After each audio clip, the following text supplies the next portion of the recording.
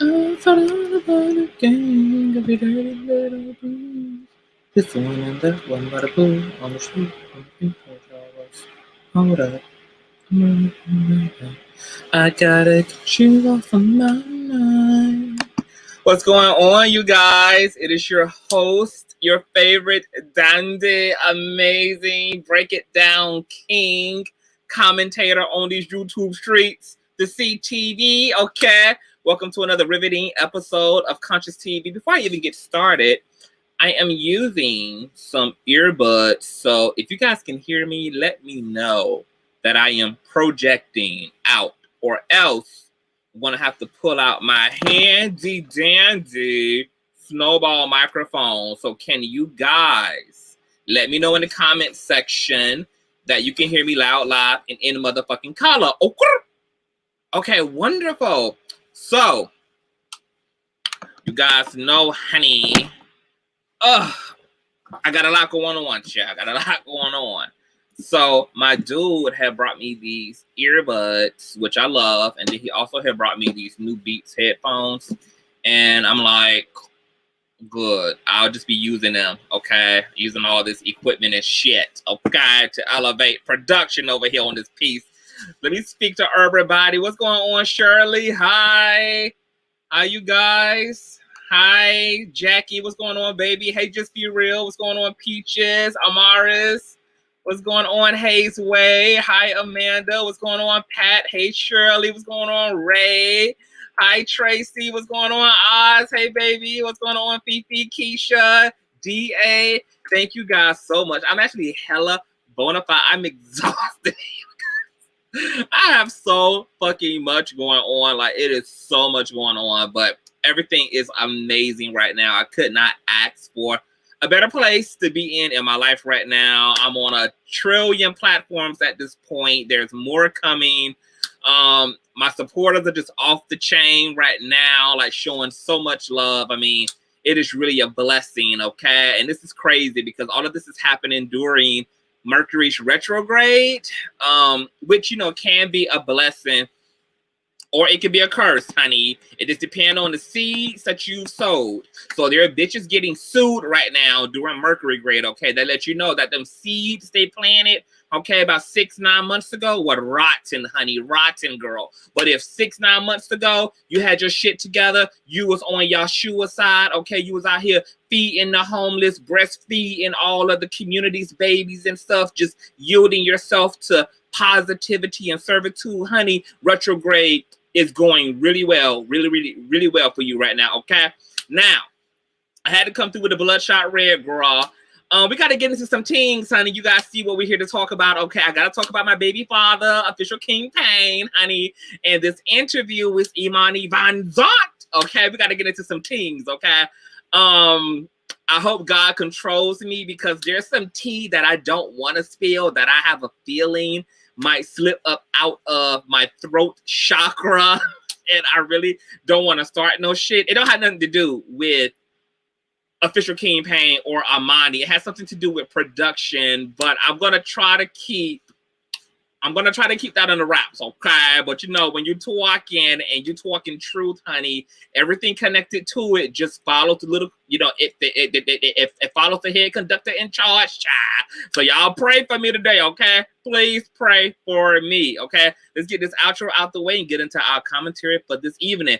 If you're here, thumbs up this video, please. All 50,000 of y'all are in the comment sections right now. Give me a nasty piece of thumbs up. Definitely share the stream out on your community walls if you have one. Your Instagram, Tinder, Jack, Grindr. We don't give a damn where you put. Hell, you can put the link to the kingdom under a Pornhub comment section, baby. Okay? All subscribers matter, bitch. Okay? We do not discriminate, girl. Free full promotion is free full promotion nonetheless, okay? And definitely hit that notification bell so that you guys can keep up with all of the latest, okay? So let me play my old nasty piece of intro, baby, and we're going to get into some teams today. Okay? I never had this queued up on time, okay? Never had this thing queued up on time, okay? Here we go.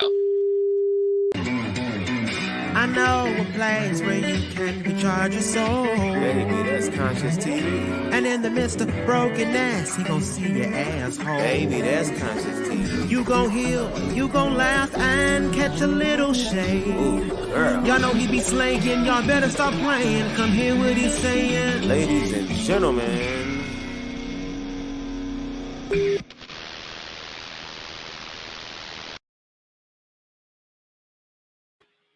All right, you guys, we are back loud, live, and in color, child.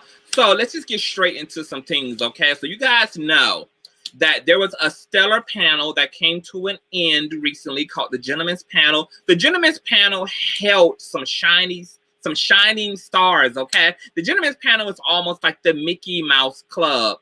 What is it called, the Mickey Mouse Club? What was that show that Christina Aguilera, Britney Spears, Justin Timberlake came from back in the day? It's the Mickey Mouse Club, the Mickey Mouse Club, the Nickelodeon Club.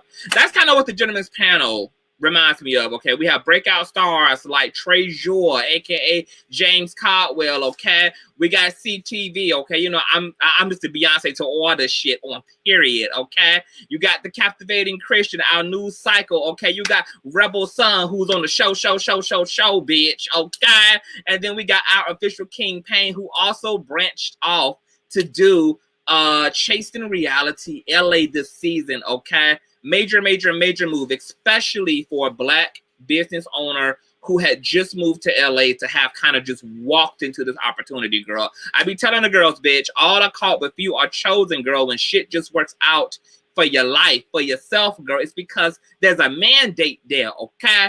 This is the reality of whatever is meant for you is for you, okay? Can't near, bitch.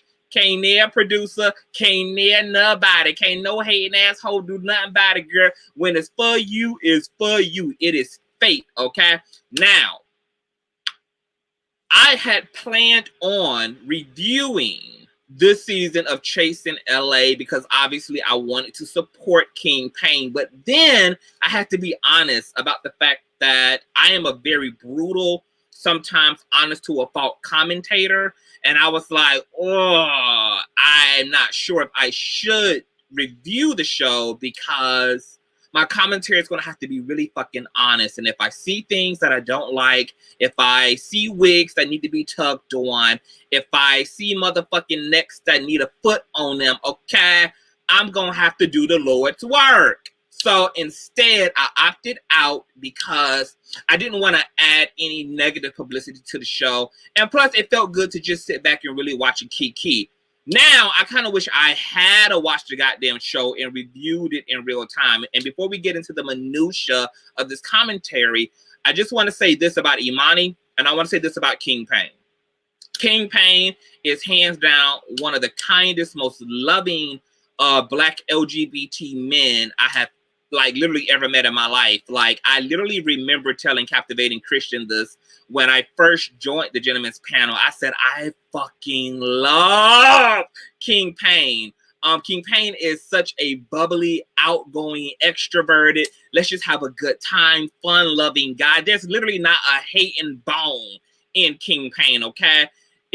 Like, you got to get on King Payne's bad side to get a bad vibe from King Payne. Other than that, it's all Skittles and whistles and lollipops, okay, with official King Payne. If you guys paid attention to a few episodes of the Gentleman's Panel, when it would seem that the guys were being argumentative or combative toward each other, if you guys looked at official King Payne's facial expressions, he would be the one like holding his phone down. He would hold his head down and he would be like, girl, y'all need to like save all that for the after show, for behind the scenes. He was never for the team, okay, have intention. He was always for forward moving, okay, keeping things light and loving. And so I love him for that. Matter of fact, I'm gonna give you guys a little something, child. I love King Payne as so much. His positivity was so convicting that I even had to hash out very small petty difference with his best friend Armand Wiggins. Armand, we've had our run-ins on social media, okay? I would say very mild running, okay? But I reached out to Armand behind the scenes to squash everything because I was sitting next to his best friend. I didn't want King Pain to feel awkward. And all of that was just off the heels of me just loving King Pain so much that I made up with a whole nother bitch, okay? Just because I love King Pain down to the ground, okay? Now, Imani VanZAP, I knew Imani before Imani became Chasing Reality, okay? And what's interesting about seeing where Imani VanZAP is in her career, or seeing where Eric Dillard is, okay? The man behind Imani is that I prophesied it to Eric like 2 years ago, and I said, you are a stellar content creator. You're so fucking creative and fucking intellectual. Like, you are one of YouTube's, our social media's best kept secrets. I said, stay with it. I feel like you are literally on the verge of a major breakthrough, and I'll be damned if maybe a year later from me texting him that, okay? Boom, he took off. And I have been so proud and so happy for Eric because Eric has been at this for a long time. Eric does plays, he writes. I mean, he does social commentary, pop culture commentary. He's just a creator. He's an actor. He is the whole nine, okay? Just a world full of fucking talent. And so to see two of my favorite guys together and a part of the same brand was epic. I almost became a part of the Chasing Reality brand, but that's probably another story for another day and somewhat of a goddamn messy one, okay?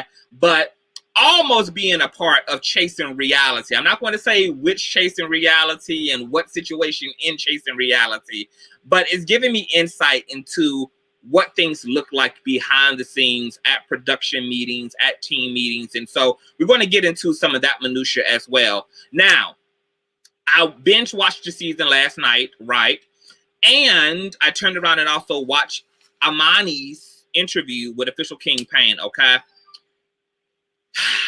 This was an interesting interview, okay? I am sure, I know that King Pain is a Cancer, but somewhere he got to have a Scorpio moon, some damn weird, because, baby, he was giving me all Scorpio vibes in that interview. Imani VanZAP kind of had done fucked up, honey, when she asked King Pain to just give her an honest critique. And that is exactly what the fuck he did. I felt like he was still respectful, but he was very much so really honest with her. I took some notes that I want to get into because I want to speak on some of the things that came up in their interview. And it was a rather tense interview, okay? But anytime it's two real motherfuckers talking, okay, it's gonna be a little thunder. It's gonna be a little lightning, okay? When you see thunder and lightning in the room, that's because there's two real motherfuckers in the room, okay? When the air is real thin and it's Febreze everywhere, girl, and the flowers are blooming, bitch, that's when you know two fake assholes having a conversation. So the fact that there was some thunder and some rumble in that conversation let me know, you know, the masks were off, honey. People had arrived at the table on both ends, but they successfully kept it really respectful, okay? Now, official King Pain gave up some grievances. I'm not going to go in any particular chronological order because I didn't take my notes in any chronological order. I'm just going to refer to them, okay? So we're going to just fine-tooth comb through the dialogue, baby. And official King Pain is in the motherfucking building. What's going on, Nene? Y'all put some crowns in the motherfucking chat, okay? For the official King Pain in the building, okay? Breakout star, okay? From Chasing Reality L.A. Let's give it up, baby, because to be honest, official King Pain saved this fucking season. This season would have been a drag. It would have probably been one of the most problematic of the franchise, Chasing LA, because so many social issues came up from trans violence, transphobia, anti-blackness. It was just a lot of situations. And so King Pain was kind of that neutralizer. His sense of humor, his bubbliness, really, and his personality really got us through this season, or this would have been a really tense season for no damn reason, okay? Now, hold on, let me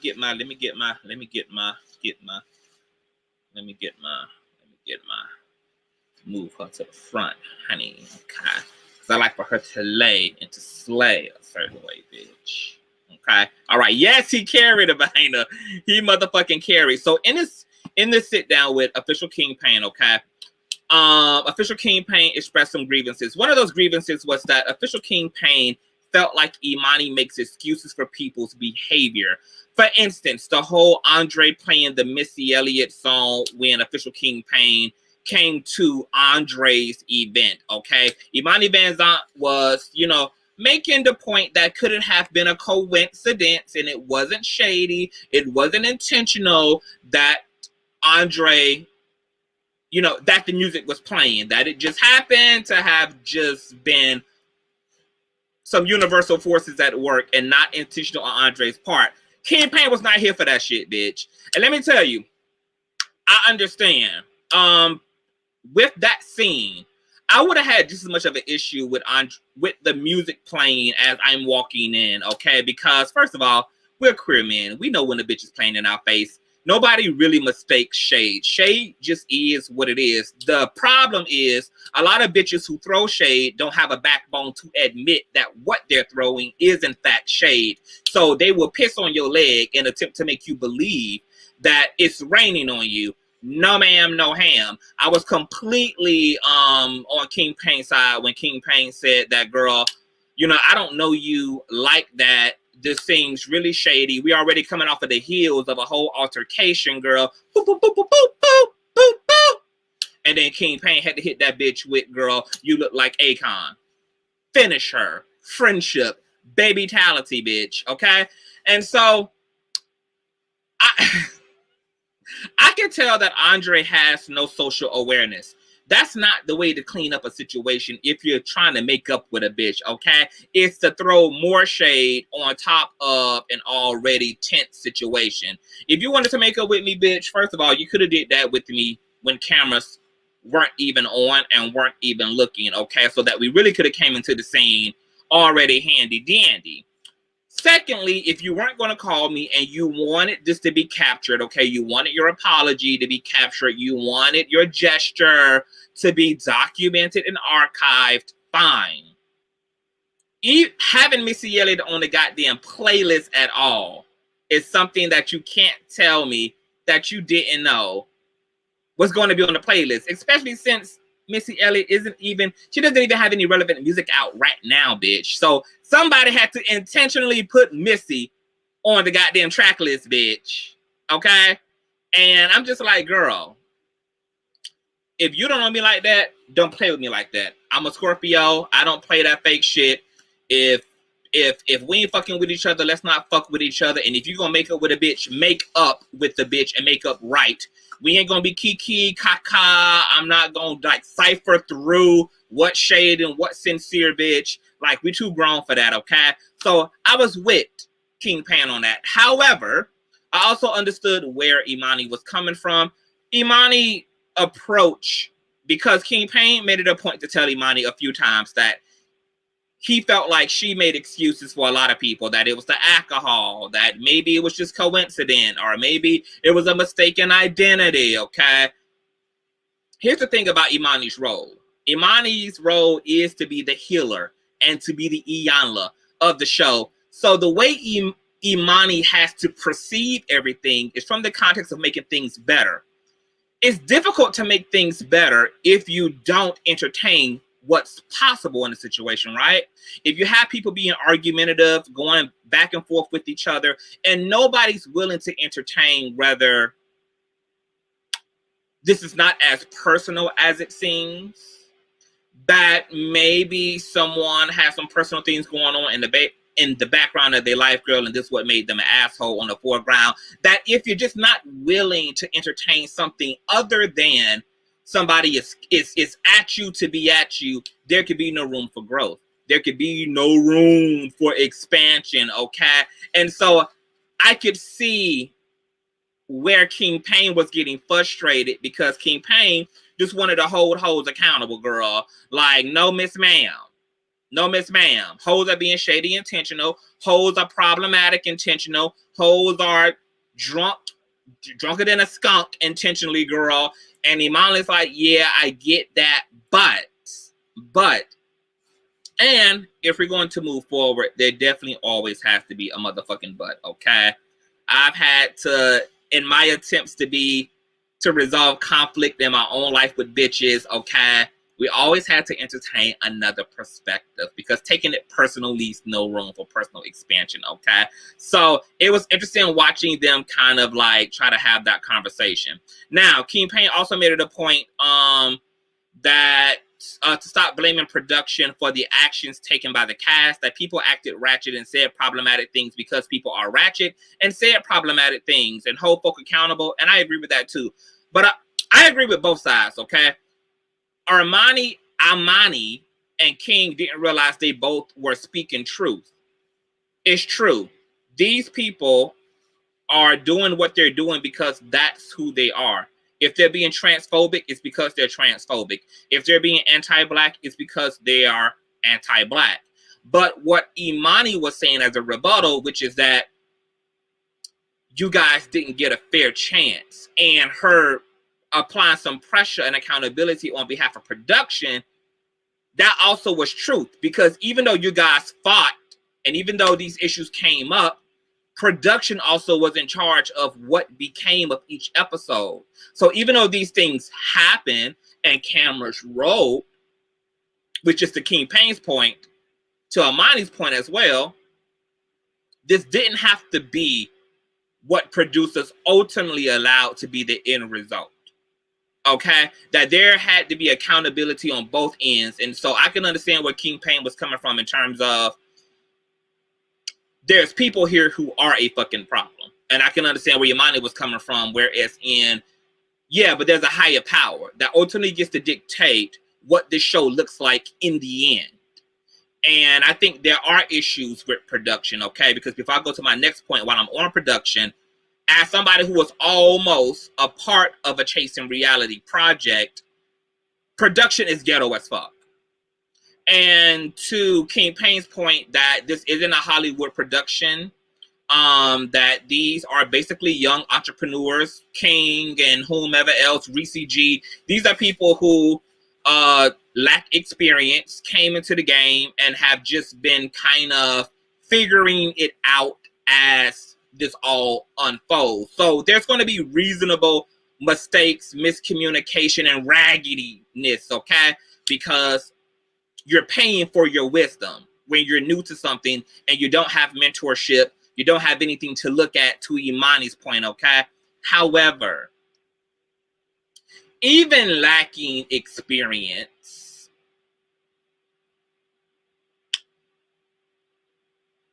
there are mainstream shows that we can look at for some sense of reference.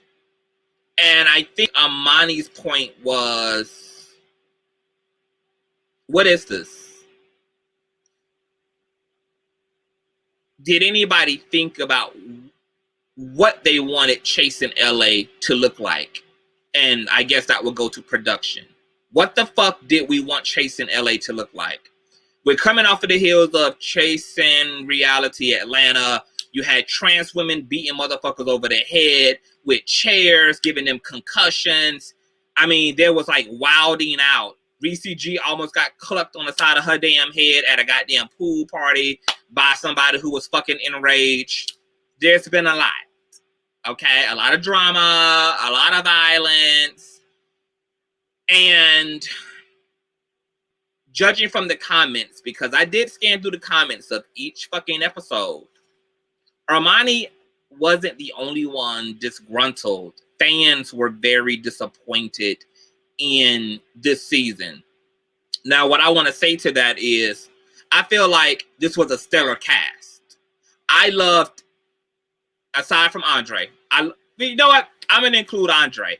I love this entire cast because even Andre is a necessary component because you always need a bitch to hate, okay? You always need a so-called reality show villain, someone who can be the contrast to add that grit, okay? To add that substance you need, okay? To keep conversations alive, because problematic shit gotta happen for great conversations and dialogue and enlightening moments to come out of web series like this. So I understand Andre's role.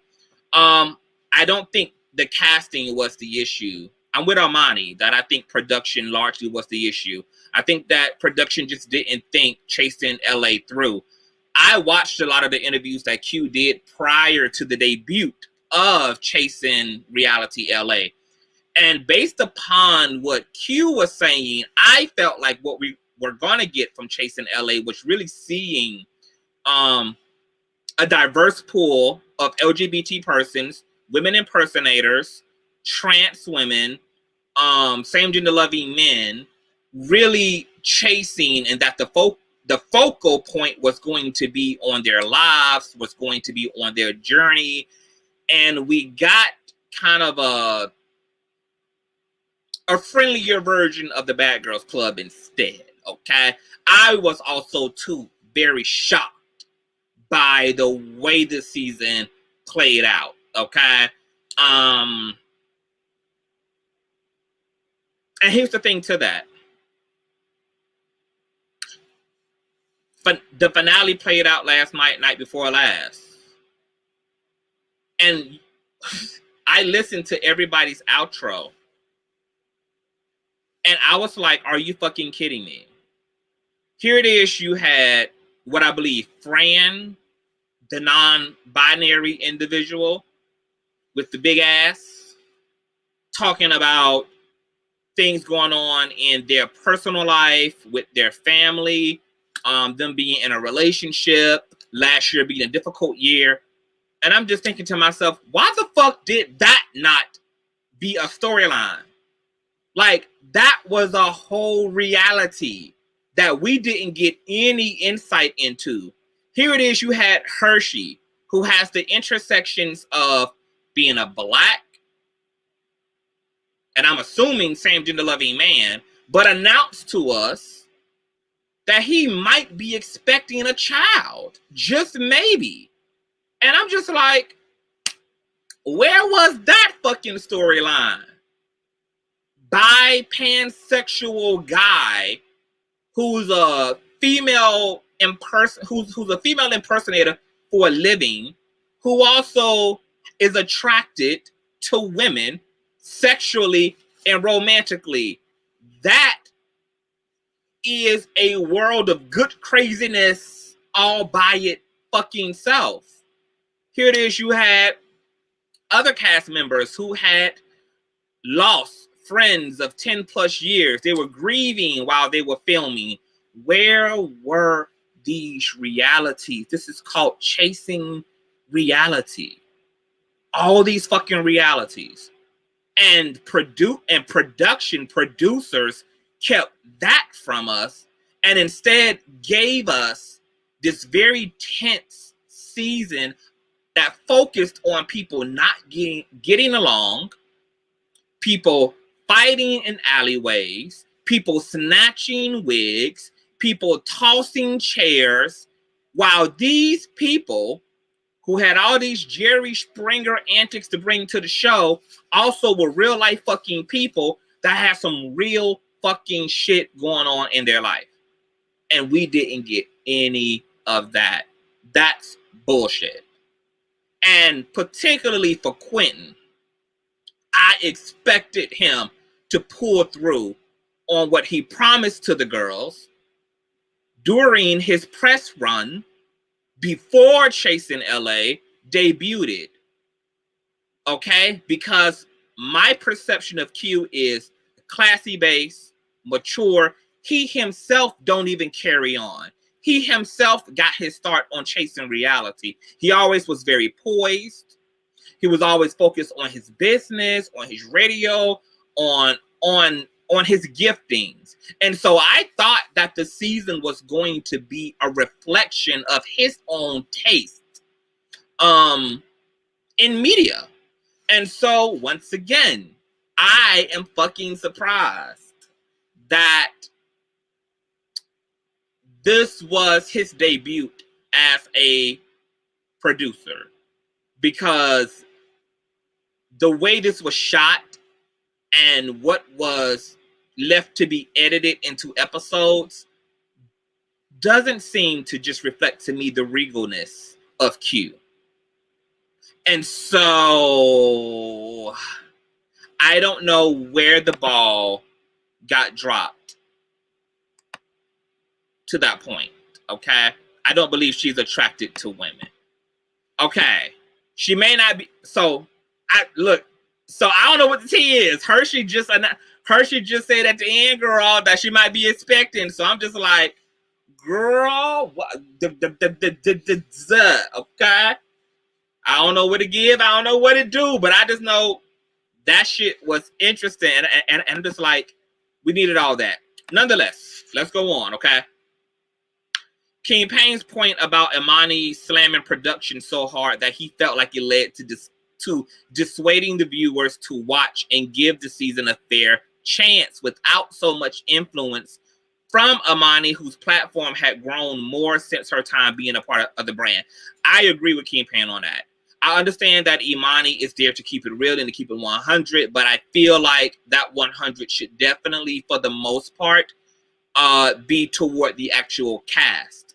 As to official King Payne's point, on no other reality series do you see producers breaking the fourth wall. Whatever is going on behind the scenes with production, with producers, with executives, something that we never get to see. And I think it's for good reason, okay? Because I feel like what happened was, by Imani also holding a position of associate producer on the show and being critical of production on the show, I felt like it made the audience look at Chasing LA in a more raggedy fashion than what they would have looked at it as had Imani not also said, not only is what's going on with the cast confusing and a mess, but the people responsible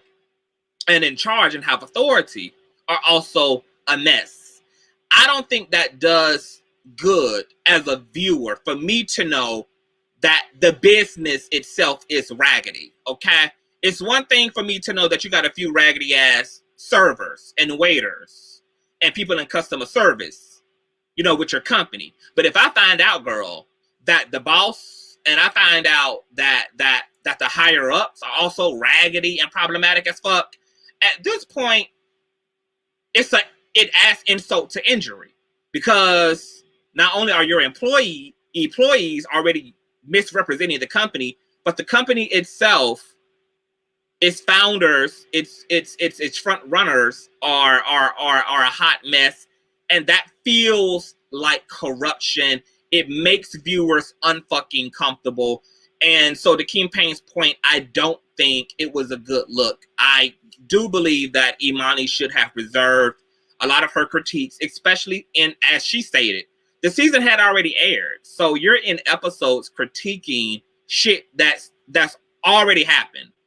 This is the finished product. They're just inserting your commentary in a finished product. So she really could have just sat back, had those private meetings with Quentin, with Reese, with whomever the fuck she needed to have them with. So I stand behind King Payne. Feeling like it wasn't a good look, and it might have aided and abetted in the viewers just officially giving up on the season. And if you look at the comment section under every episode, once again, the fans are just deeply disappointed. And knowing that production was crazy, and that the parents of the show, which are the producers, were not up to par, that they didn't really know what the fuck they were doing, that there was a lack of communication, that blah, blah, blah, blah, blah. Yeah, it just sprinkled salt on an open fucking wound, okay? Now, King Payne and Andre's backstory to the first fight, that was good intel, okay? Because as Imani said, we didn't know what the fuck was happening. It just seemed like there was fights after fights after fights, and nobody really knew why it was that fucking deep, okay? So even going back to the first episode with King Payne explaining that there was shade from the gate when it came to Andre, that Andre was very nasty and very rude, and that Andre had went around the table and personally insulted everyone, including him. And so knowing that Andre was unnecessarily being a fucking antagonist helped me to understand why the fuck, the scene looked the way that it did between Andre and King. So that was good intel. And I'm going to even suggest to all web series, reality stars, you guys have your own platforms now. So the narrative is no longer in the hands of producers. It'll be great if you guys can do lives like King Payne has been doing and plenty others have been doing. Continue to go live after every episode. Break down what the fuck is happening, because the way shit is edited together sometimes, we don't know our left from our fucking right. So having all that information, even if it didn't play out on camera, even if it wasn't archived on camera, girl, like, it makes all the world of a difference in terms of us being able to put together the fucking pieces, because shit can look wild when you've removed all of that fucking context, okay? Now, production and cast was conflicting because cast was hanging out together contrary to production's instructions to not hang out outside of fucking filming. So things were popping off camera that was changing the group dynamics before it was even time for them to shoot again, okay? Which kept production in a state of fucking confusion, because every time they would see the cast again, people who were friends 8 days ago were now arch emesis 8 days later, and nobody knew why. The cameras weren't there, and so there was a lot of fucking misunderstandings, as King Payne let us know, because cast members, okay, were not following production rules, being the rebellious ass motherfuckers that they are, okay, giving production a run for their motherfucking money, okay? Now, Imani was stuck, baby. When King Payne started breaking all that shit down, Imani was just like, huh, girl? Like, it did not fucking compute. She could not understand. I don't really think it made that big of a fucking difference, because as King Payne said, girl, at the end of the day, it didn't really matter, because the shit that happened when the cameras were rolling was the same shit that happened when the cameras didn't roll. We were just a cast of people who did not fucking get along. King Payne even made it a point to say that shit, had cameras been rolling when they weren't, some people would probably be completely fucking canceled right now, because shit was actually uglier, okay, than what was fucking captured. So that was very interesting, okay? Now, Imani was fighting for the cast, including King Payne, and King Payne couldn't see it because he was fighting too. When Imani kept saying, look, girl, y'all deserve the chance, she's right. Because the truth is, we didn't get to know anybody. All we got to know is who was yielding a knife. All we got to know is who was yielding a chair in their hand. All we got to know is who could snatch a wig off right in time before security intervened. We didn't really get to know anybody, driving my point previously. This was just a long 8 episode fight. That's what it was. It was so much fighting that even official King Payne was aware and said that, bitch, they're probably going to need security for the motherfucking reunion, girl. Because it's a very tense cast. Imani VanZAP wanted Chasing L.A. to be something on the up and up, on the grown and grown, okay? Because we know that every time any of these series debut a season, the complaints are, it's too much fighting, it's too much negativity, it's negative publicity, it's negative representation for the LGBT community. Why do they always have to see us in this light? I'm going to speak to that point. Producers have to do better.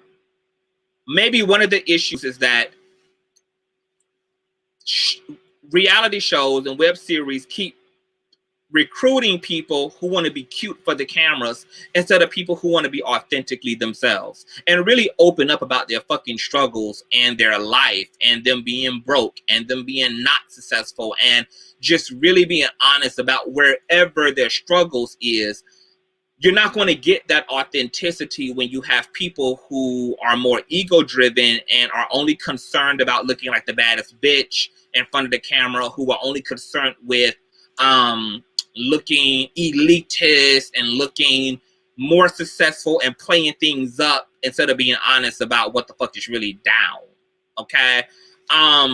So producers need to really vet a lot of the web series, web actors they recruit.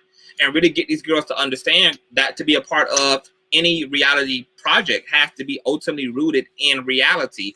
I think because Chasing Reality is ran by a bunch of amateurs, that they're relying on low-hanging fruit, just like the Bad Girls Club do, just like Bravo does in some ways by relying upon the drama. And as Iyanla said, as Imani said, we all love our share of drama. It adds the grit and the edge any fucking series needs. However, it's an overkill when that's the only fucking thing that's there. With me knowing Official King Pain, this guy has a plethora of fucking businesses and talents, from doing hair to hair products. And unfortunately, we only got to see really him in his zone once, and it was on the finale episode, and his fucking venue was sickening. It actually looked like a fucking event. Everybody else's event, no shade, no tea, looked like brunch at the Dollar Tree. It just did. I'm like, girl, y'all are misusing the term event, girl. Y'all call anything a fucking event, girl. Brunch is not an event, girl. Come over and have some drinks. It's not a fucking event, girl. Watch me douche myself. It's not a fucking event, okay? Watching fucking alien suction cups, okay, plump up my ass. It's not a fucking event. The only person who had a actual event was King fucking Pain. He showed them whores how it was really to be fucking done, okay? Official King Pain, girl, I'm gonna need you to do some motherfucking party planning for me, bitch. Pooch right on down to the south, girl. Get me together, girl. I got some events I need to be putting on too, okay? So I'm gonna be calling your motherfucking ass. So, with me knowing King Pain, like, there was so much even to King Pain's story. Like, I just knew that production was going to be interested in King Pain. King Pain has a lounge now. The boy is a fucking dread specialist, okay, natural hair specialist. He's best friends with Armand. I just knew the cameras were going to be rolling when King Pain was shooting for Boys Chat. I just knew the cameras was going to be rolling when Official King Pain was doing the Gentleman's Panel. All these things are a part of his fucking reality. He has a full-time life, and I felt like we didn't really get to see him and all of his versatility. And now I know why the motherfucker was so goddamn busy and always pulling up late to the damn Gentleman's Panel. The nigga is literally booked and fucking busy, okay? And we didn't get that. And I can only imagine what else we did not get from the rest of the cast, who had God knows what going on. And it was 8 episodes based upon one fight that gave birth to a trillion other slow ass altercations that just made no fucking sense, okay? Now, there's always going to be an audience for low-hanging content. There's always going to be an audience that's just here for the shits. But in terms of the collective, we could have did better. And the fact that those outros were filled with people revealing the fact that they had real struggle, they had real shit going on in their life, was a total shade and exposing of the producers, because it showed that storylines were literally forsaken. It's not that the personalities weren't there. It's not that the substance wasn't there. It just seemed that producers weren't interested in what was actually real and the way that people's lives were constructed. And that is a damn shame. And I understand Imani's frustration with that, because she knows as a community that the community is filled with lots of business owners, lots of fucking movers and shakers and hustlers. And oftentimes these shows fall flat with really being on par with the theme, chasing. What these hoes was chasing was fire extinguishers.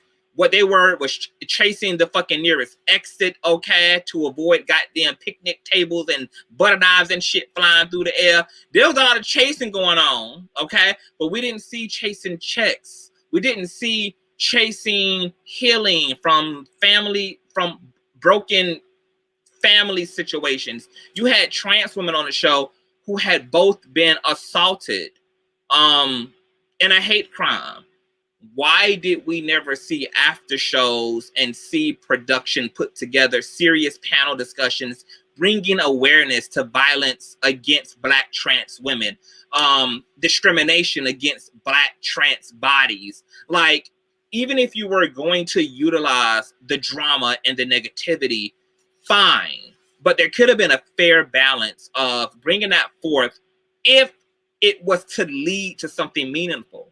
But nothing ever led to anything meaningful.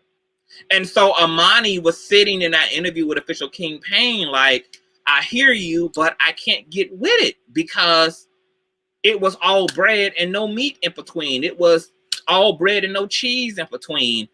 And you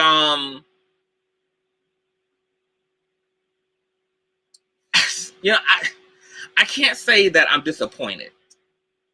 I can't say that I'm disappointed in... I'm not disappointed in the season.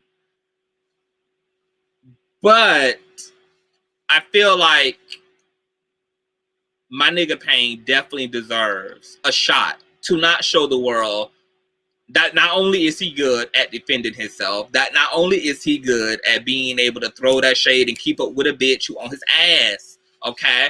But that him and everyone else deserve the chance to actually have their lives, okay? On display, have their real successes, have their real priorities showcased, okay? And hopefully season 2 sets that up, okay? I actually think I have some more notes here. Imani's point about not engaging in a fight just because there's an opportunity to fight. I have to agree, King Payne. When Imani was telling you, girl, that just because a bitch want it don't mean that you gotta give it, okay? She was talking to maturity, okay? And Official King Payne was not here for that shit either. She like, if a bitch standing up, bitch, we standing up, bitch. On period, okay? And I get both sides of it. I don't let people play in my motherfucking face. When a bitch standing up, we are standing the fuck up, okay? To Imani's point, though, we got something to lose. And at some point, once again, Imani's whole theme was, where are we going? Is it that we want to be ratchet? Is it that we want to be confrontational? Is it that we want to lead from that energy? Or is this what you all want? You know, like, I think that's why she was like, girl, I hear you, but I'm still confused. I don't know what anybody wants. I don't know what you guys want to do. And, you know, the LGBT community, we are not a monolith. Hoes are going to fight and beat the hell out of each other. People are going to be with the shits, okay? I will monkey stomp a bitch 8 hours out of the day, all day. It means nothing to me, okay? However, all I can say is balance. Balance makes for the world to go round and round. And, you know, we know that humans are going to conflict with each other, girl, but we need love. We need community. We need togetherness. We need inspiration. You know, we have the world looking now. And it would be good to not really impress straight people, because who really gives a damn, but to really be able to show a lot of the queer people coming up that there is a real place in this world for Black queer people, and to see queer people really on their business is something that's good. And to that point, we got to clap the audience. Oftentimes when producers give the audience what they want, after the audience is complain that they want more substance, there's an episode that's filled with nothing but people running around, living their lives, doing what they do. And guess what their reviews are? And the comments are, oh, this was a boring episode. So it's not only going to be up to the cast to get it together, and it's not only going to be up to production to get this shit together, but it's also going to have to be a question as viewers. What the fuck do we want? Because we can't have it both ways, okay? Sometimes you can have your cake and damn sure eat it too. Most of the time, though, you got to pick a side, bitch, okay? And is the truth that we really want to see positivity, or do we want to see the ratchet shit? I feel like what we really want to see is authenticity, no matter what it is. If people come onto the show in pain, who have obvious issues with their temper, shout out to Andre, who have personal issues within themselves and insecurities, shout out to Andre, who suffer from some type of narcissism spectrum, shout out to Andre again. You know, fine. Can we not see those people getting the help they need? Can we not see people going to AA? Can we not see people exploring where their anger come from? If we see, like we had a trans woman, I don't know her, I forgot her name, but she was the one who had the knife for Andre's motherfucking ass. Okay? Who was like, girl, I didn't help my bitch the last time when y'all jumped her and snatched her motherfucking crown piece, bitch. Okay? But now that my triggers are in place, girl, and I have healed my motherfucking pain body hole, I am here for all the shit. I was so proud of her because she made up for not being able to be present for her sister the night that her sister got her ass beat in front of her. But baby, she had done came back, got her a whole new attitude, girl, 1 inches or longer, bitch, and her ass pulled out a whole motherfucking machete, girl. I mean, Andre's blood was about to be spilled all upon the streets, girl. That episode of motherfucking Chasing L.A. was about to be an episode of the goddamn First 48, girl, and I was going to be here for it, okay? I was totally here for Black trans woman reclaiming her motherfucking time, reclaiming her boldness, reclaiming her right to stand up for herself, bitch. I don't know if anybody else caught that, but I was so proud of her because she showed that she ain't no punk ass bitch. It was a real trigger, but after she dealt with that trigger, girl, Miss Mamas was ready for round 2, bitch. She came prepared. She came ready, bitch. She had her slippers and top. I was fucking here for her letting it be known, bitch, that you gonna have to come through me to get the her, bitch. Okay?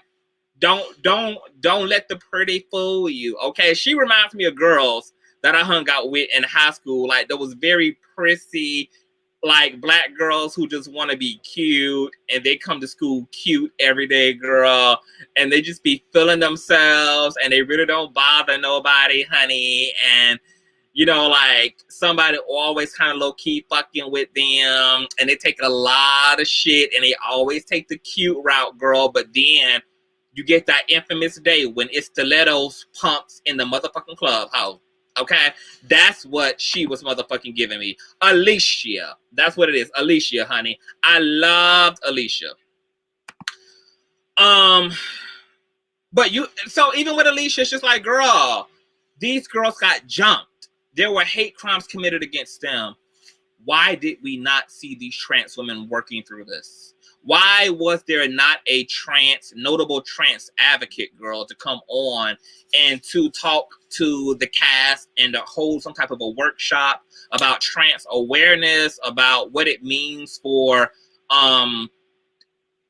homosexual men, Black queer men, to come to the aid of trans women when they're being assaulted? Like, there could have been a way for them to use the drama, okay? There could have been a balance to the drama if the drama would have been going somewhere meaningful. But once again, missed opportunity, okay? Quan was struggling through the death of a friend. I spoke about that. Hershey had a baby on the way. So yeah, those are all of my notes. They were all over the place. Overall, I like the cast. I think everybody should come the fuck back for season 2. I feel like Q should definitely don't be afraid to ask for creative input. You know, Q is attempting to step out on his own. I do understand why he did not ask, per se, or involve anybody else. You know, some things you just want to do by your fucking self. But considering that Q is the motherfucking head nigga in charge in this sense, it's too many other people's image and, like King Payne said, brand on the line for you to be experimenting as a producer with the vision for the show, okay? So I definitely feel like this should be a team effort, and I feel like that across the board. I feel like Reese should be always involved in Imani and Q and whomever, whether it's Dallas, whether it's Atlanta, or whether it's LA. And to Imani VanZAP, it was totally unprofessional for her to be holding a title of associate producer, which we now know is an idol. It's an idol title. She has a title, but she clearly has no authority. She has no influence over the show. She had to watch that shit just like the rest of us. She didn't have any prior insight or fucking intel. And so if I was Imani, I would definitely be having some goddamn conversations and not allow, okay, Chasing Reality Inc. to play in my face. And so this was also a learning opportunity for her as well, okay? To not trust other people, to not trust other people. Do your part as well, okay? You are associate producer. You keep up with the damn show. Don't wait for Q to hit you up. If I was given a goddamn title, a bitch wouldn't have to call me. I would be calling them. I would be taking initiative as well to figure out what's going on with the season, girl. What are these storyboards looking like, girl? Where are we at? What is the vision? What is the essence and the mood that we want to tell for this coming season? And so I didn't understand why Imani was so relaxed and just seemed to have waited until Q called her and didn't ever express, at least in that interview, that she had that she had reached out, that she was taking initiative. And maybe Imani has. I'm not somebody who keeps up with Chasing Reality. I don't watch all the interviews, so y'all probably know more about what the fuck is being said and what's really going on. I only saw the season and only saw Imani's interview with King Payne, okay? And I'm happy King Payne kept it fucking real, but I think ultimately they were saying the same thing, okay? They both were telling a truth. Cass played themselves by acting a plumb fucking fool. Nobody put a gun to their goddamn head, to King Payne's point. But to Imani's point, producers have more authority. They could have stopped a lot of this behavior. They could have interjected, redirected shit. They had too much creative control to get off scot-free without this blood being on their hands, that we had just a whole entire fighting season, just a tense fucking season from episode to episode to episode. It was just fucking tense, and producers just seem to have allowed it to be that way. Now, likability when it comes to an audience is important. Those comment sections tell it all. Season 2 has to be cleaned up. I want to see these individuals come back, work through their differences from season 1, try to have some bygones be bygones, get into more of a backstory so we can learn who these folk are. They seem to be wonderful folk. They do seem to be going through some things, okay? Some things that are probably very relatable, some things that we all probably were fucking going through, okay? For 365 motherfucking days. So I just want to hear it, girl, okay? They really could have. Yeah, they could have, Banshee. They really could have. But official King Payne came and gave what needed to be given, girl. She came and gave what needed to be given, and I could not imagine this season without his ass. Like, I would have been depressed, bitch, without official King Payne, because this just would have been straight up hell. Like, Jeremy seems to need some goddamn... Jeremy seems to have his head on straight, but with Jeremy, it seems like it's a scene, bitch, okay? It don't seem like he genuinely has his head on straight. Jeremy gives me somebody who is like on the fucking edge, girl, and the right stimuli, he will risk it all. Because for him to have went from 0 to 100 in so many of those scenes with D-Town or whatever what's his name? D-Town, H-Town, Michigan. I don't know what the fuck the nigga name was, but the one who he was fucking and there was like OnlyFans and all this shit, that one. Jeremy was just so deeply triggered, girl, and it was like almost scary, girl. Like I would have had to hit that hole just to knock her out, girl, because I don't even want to see where that energy go, girl. As soon as she would have gave me 10 seconds of that PTSD energy, bitch, I would have had to clock that whole girl. Just go ahead and lay her out, girl. Let her sleep this off, girl. I gotta knock this bitch out to give me time to grab my purse, bitch, so I can head to the car safely, ho. And I ain't gotta worry about this bitch flying behind me with a goddamn fire extinguisher and a goddamn Hennessy bottle, bitch, ready to clock me with some motherfucking shit, girl. Okay, see, I don't be playing with them hostile assholes, bitch. Them hostile assholes, girl. Yes, D. Hawkins, baby. Okay, just knock a bitch clean out, girl. I don't take no chance on aggression, bitch. Not at all. I wouldn't be there without the official King Pain. Can't do it, bull. Can't do it. Justin Pate says, I was here for King Pain. He was an amazing personality. The fan, baby, work. The fan, the broom, the duster, bitch. Okay, all that is pre-reality, okay? All of the new hoes who just learning about King Pain, girl, they think he playing it up for the cameras, girl. Just go look at the Gentleman's Panel. Go look at official King Pain's YouTube channel, girl. This is literally who King Pain is. King Pain is bubbly. He's fun. He has his props, bitch. He been doing this since he been doing this, girl, on period, okay? Phyllis says, didn't write down and show enough mess up, girl.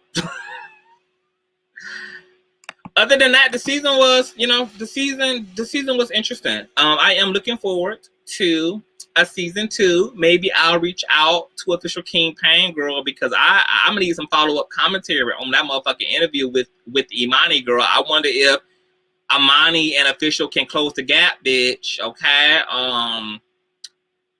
It seemed like Imani was low-key throwing some shade, girl. That she was low-key throwing some shade on her Instagram, girl.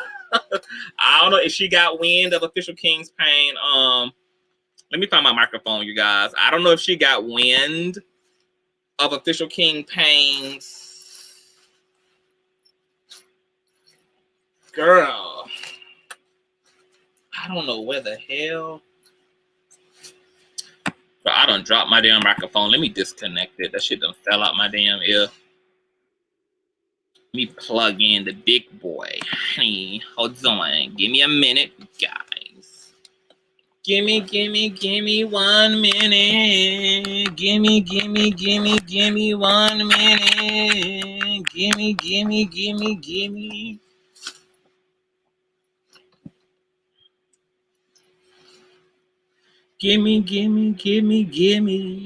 Can you guys still hear me? Can you guys hear me just fine?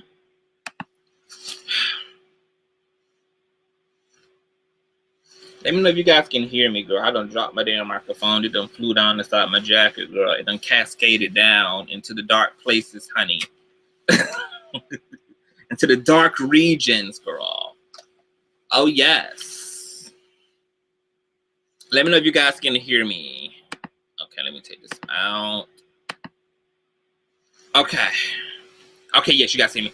So that wraps and concludes my review. You guys go show King Pain some love, girl. Go subscribe to his page. It's King Pain on YouTube, King Pain on Instagram, King Pain on Twitter, girl. You guys follow Imani VanZAP.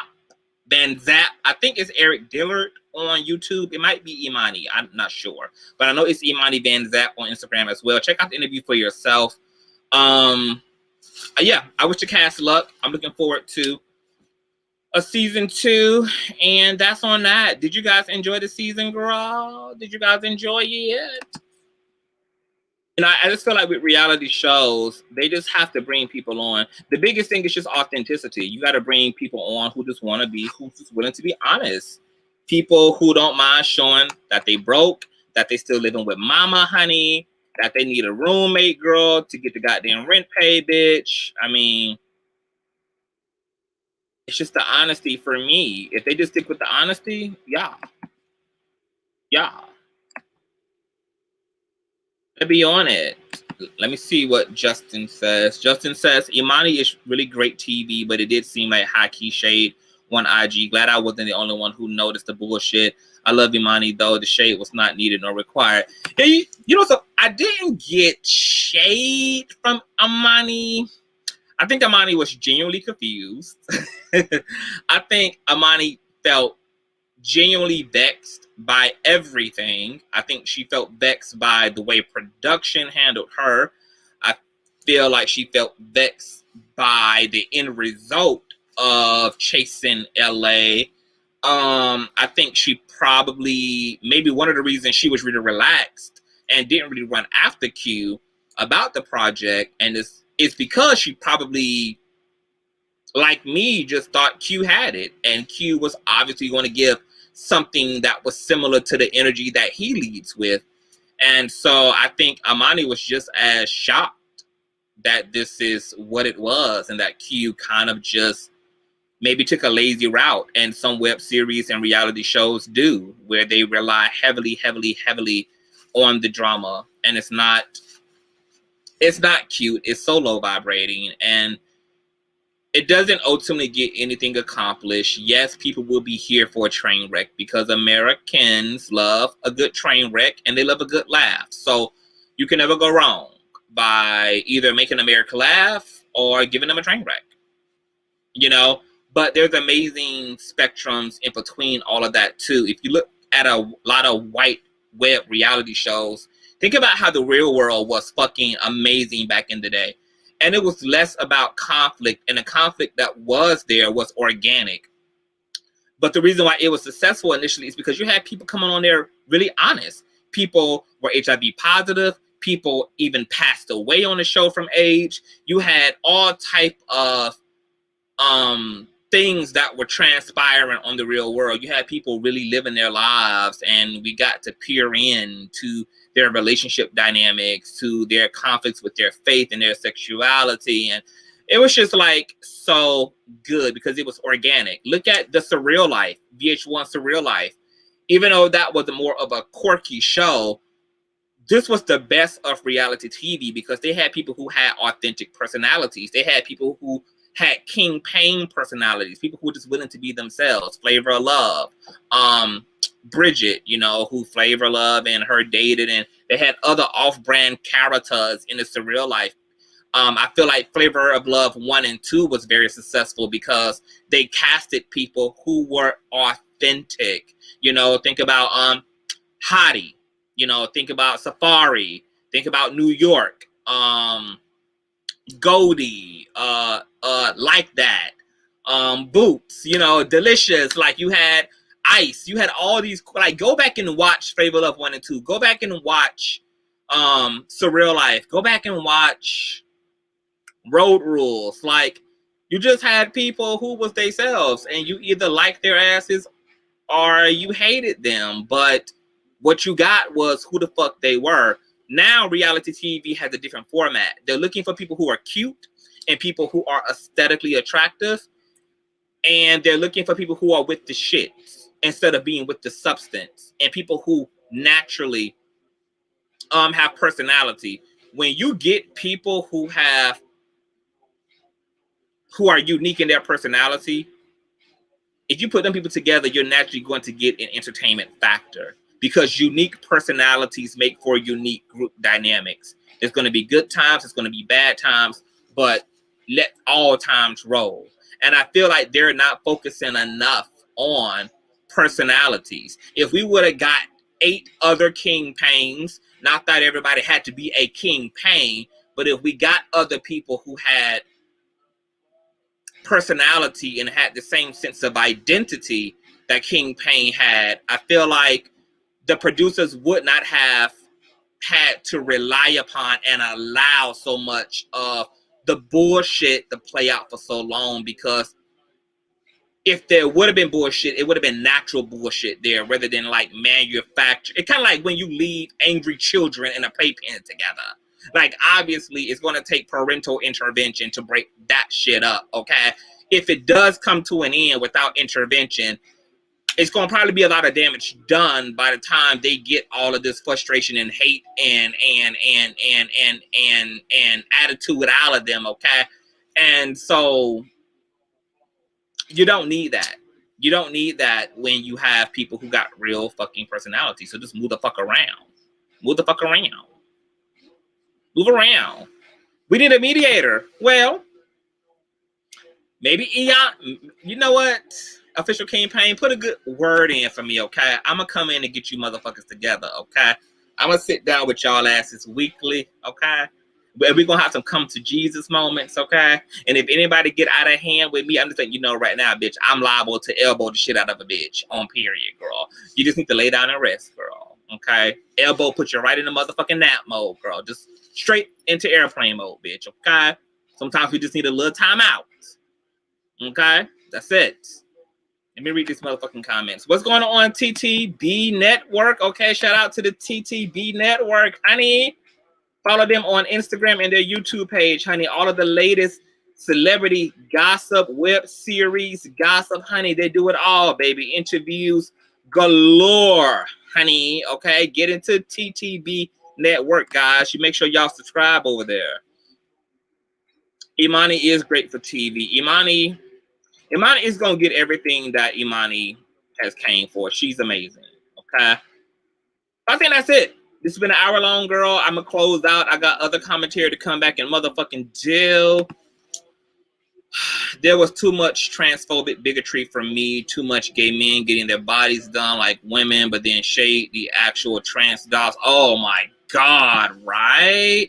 Like the hypocrisy about democracy for the same gender loving men on the cast to constantly come for the trans women being overly masculine, like sending these innuendos, like that text that Andre sent, not Alicia, but sent the other one. I'm bad with names, but I didn't learn anybody's goddamn name this season, so charge it to my head, not to my motherfucking heart, girl. But then just the explicit transphobia, like, you just a motherfucking man in a wig.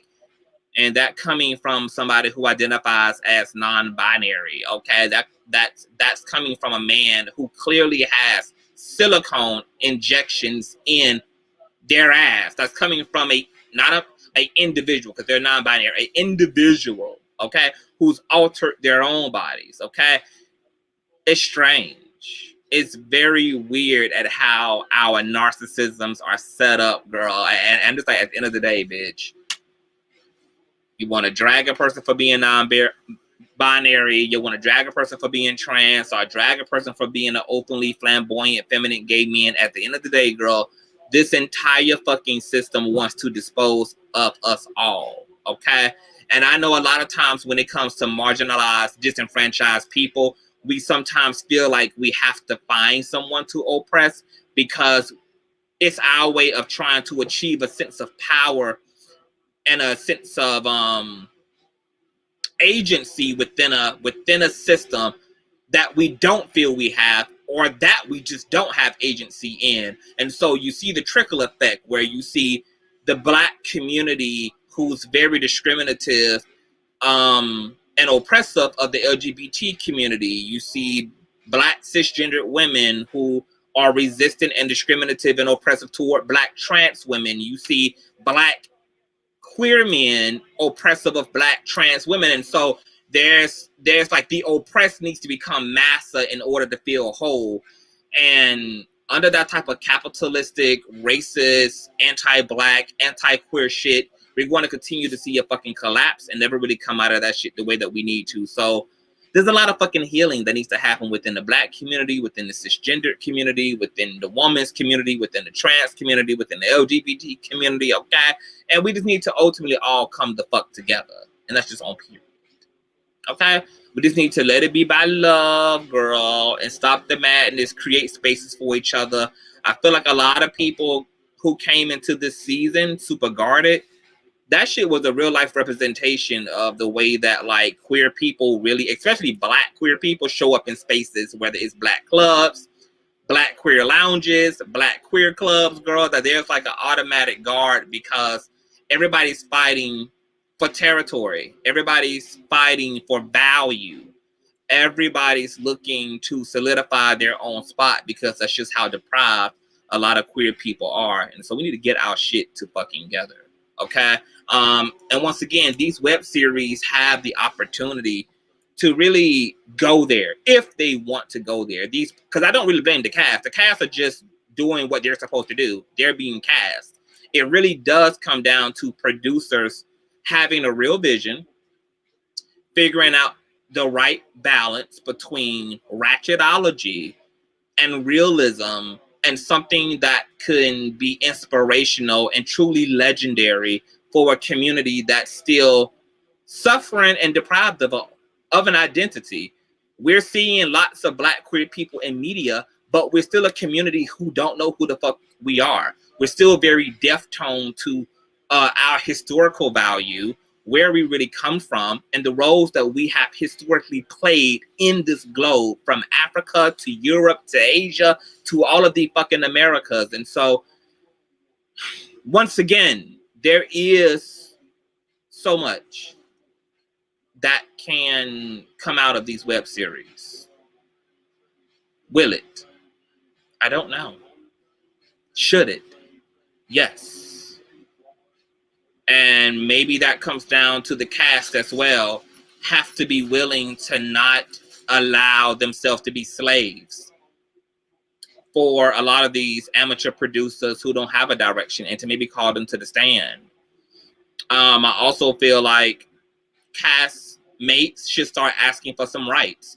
If you guys aren't going to pay us because y'all don't have a budget for it, there need to be some type of royalty. There need to be some type of buying in to the company. You guys have my image.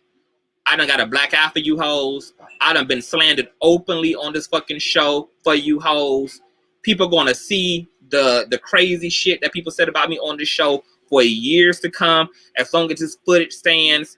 And to do all of that and to invest your time, coming to confessionals, showing up to scenes, interacting with all of this fucking craziness, also having a viewing audience that either is going to like you or not like you, but let you know exactly how they feel about you, and to do all that shit for fucking free, to do all of that shit without any type of fucking equity, is fucking crazy. And the fact that producers will allow it, and of course producers will allow it. Of course capitalism will allow a bitch to be a slave if a bitch wants to be a slave. If you're gonna do this shit for free, and bitch, you don't have no rights to your motherfucking image, you gonna come here and give up the fucking ghost and act the plum fucking fool and leave editors and producers to bank off of the project, to bank off of the fucking corporation, off the business, bitch, then yeah, some of y'all probably want to really straighten up and figure out what the fuck you want to do with your 15 minutes, because ultimately it's valuable. And you might only get one shot to do the shit, because it's not even a guarantee that anybody will be bringing their asses back or be asked to come back for season 2. So maybe how free this is, maybe the fact that, once again, there's no real equity that comes out of this for cast members aside from just some visibility, should cause cast members to really think, girl, what is it you want to offer? Because I tell you right now, bitch, you couldn't even, if I had to do this shit for free, girl, I ain't had no rights, no copyright, no rights to my image, no nothing, bitch. Then for sure, bitch, you're only going to film me, girl, as it relates to my craft and my fucking purpose, bitch. I am not getting up here fighting and snatching motherfucking weeds for what, bitch? I can do that shit for free, bitch. I can turn on my own live feature on my own iPhone and record me beating the fuck out of a bitch and it going viral on World Star Hip Hop. I don't need Chasing Reality. I don't need G Status, ATL Hustle. I don't need the goddamn come up. I don't need none of that to showcase me being ratchet, bitch. I can do that anywhere, girl, and can do that on any platform and go fucking viral, okay? Because to Imani's point, that's how easy the low-hanging fruit is, girl. This is an actual opportunity, okay? And some of the girls, you know, maybe they should take one out of King Payne's book, bitch. Get on your shit. Have something to bring to the fucking table. And if you're going to bring it to the table where there's lights, cameras, and action, girl, do it, and do it motherfucking well. Because King Payne showed you girls how the fuck it's done. And we just need more of that. So, what's going on, IMD? What's going on, Boo? What's going on, Joanne? Crabs in the barrel. We get it together, girl. I'm going to try to get official King Payne over here, girl. We can get into some teams. In the meantime, I got to get the fuck up out of here, girl. I hope you guys enjoyed this review. Go check out the motherfucking review over on Imani VanZAP's Instagram page, girl. It is still up and running, girl. It is quite an interesting tussle between adults. I appreciated the honesty, and I appreciate them both keeping it very respectable. It was well done, and I hope that they can work out their differences, because Imani is good people and King Pain is good people. So I hope that there's some redemptive quality still left, okay? I know they done kind of stepped on each other's toes a little bit, girl, but sometimes that happens, you know, it happens, it's okay. I hope that the Lord fix that situation. What's going on, Shantae? Hey, baby doll, thank you. I'm glowing because I'm just in a, you know, I'm just happy, y'all. I'm just happy, girl. I'm just happy, girl. Life is cute, girl. Life is real cute for me these days, girl. Okay, I'm gonna shave my little head and everything, girl. Feeling like an old nasty piece of whore. I'm just feeling good, girl, and I want everybody to feel good. Life is too fucking short. You guys gotta go live. Go live your fucking best life, child. This is the time to go for your dreams. This is the time to do all that shit on your bucket list, bitch.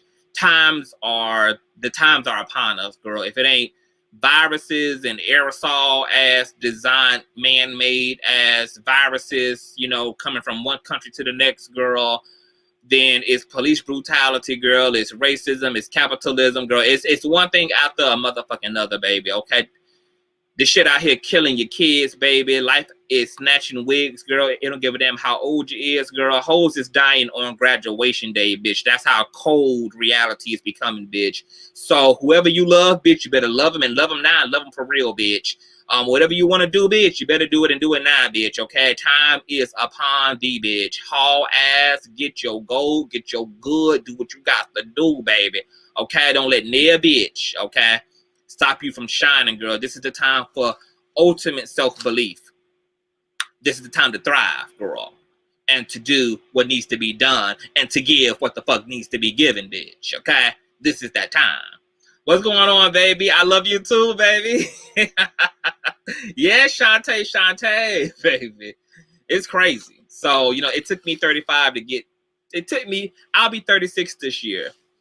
And it took me getting to this age to just get totally free and to totally prioritize just being at peace. And it's so easy. Nobody ever told me being at peace and being happy was this motherfucker. It's so easy. Maybe I'll come back someday and talk about it. Maybe we'll talk about it in the Patreon. Now, I do got some updates to give, girl. It's a lot going on in these YouTube streets, girl. It's a lot going on in the federal courts. It's a lot of bitches getting popped, okay? A lot of hoes ran slander and narratives that Larry had a PPP loan and all this kind of shit, girl. But we done find out who the real frauds are, honey. We done found out, girl, who the real goopers of the kids is, bitch. We done found out who the real Pied Pipers are in these motherfucking streets. What's going on, Trans Road? What's going on, baby? And we're gonna talk about it. So I love y'all. Give us, girl, I wish week 16, but if it's given that, 36 is given. What the fuck 36 is about to be given, girl, because I'm gonna ride 36 in like I'm gonna ride that in like a nasty piece of hoe, honey. Period. So thank you guys for just supporting the kid. We've come a long fucking way, spiritually, mentally, emotionally, girl. It's been an amazing journey, and we got more journey to journey, okay? So just keep hope alive, guys. Walk in light, love, and truth, okay? Once again, live your best fucking life. Do you. I don't give a fuck who don't like you doing you. I don't give a fuck whether the mama don't like it, church don't like it, friends don't like it, girl. Replace who the fuck you need to replace, girl. But just make sure that you're living your truest happiness, okay? Not that ego happiness, okay? Not that I got a lot of money happy, but you know that from within happiness. That from deep here, past the tattoos, okay? Past the physical heart, girl. Like that inner man happiness. It's so rich, it's so vital, it's so beautiful. On that note, I'm out. Goodbye. Okay.